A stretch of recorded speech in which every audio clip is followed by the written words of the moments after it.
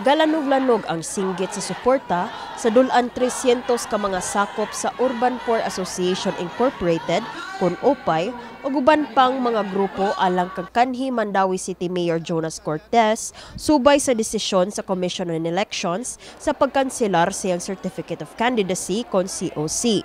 Ang gatusan ka supporters ni Cortez nagtapok og nagrally atubangan sa buhatan sa Comelec Mandawi City karon Biyernes, Disyembre 20.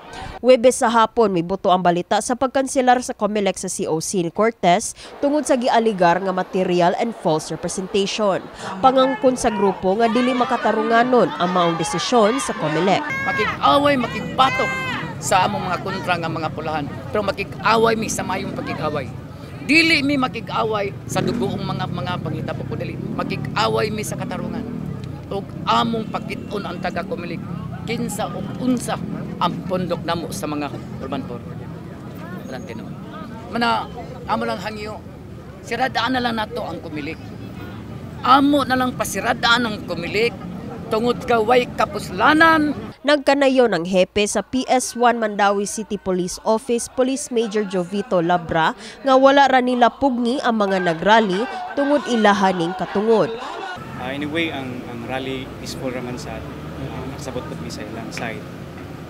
Although walay permit, pero we allowed them to air their side, pero peaceful raman po siya.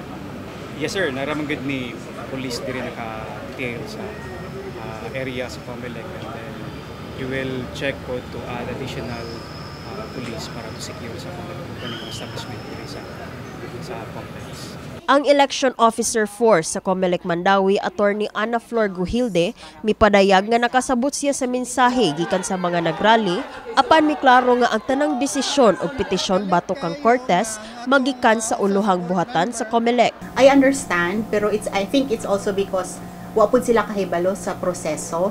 So, ako lang siguro gamiton ni nga higayon no to explain nga ang proseso is kung naay petition nga ipasangat batok sa isa ka kandidato, di man gud sa amo i-file. I-file na siya sa Comelec Manila sa Intramuros. Then ang tubag ipadala ra po na directly sa concerned parties.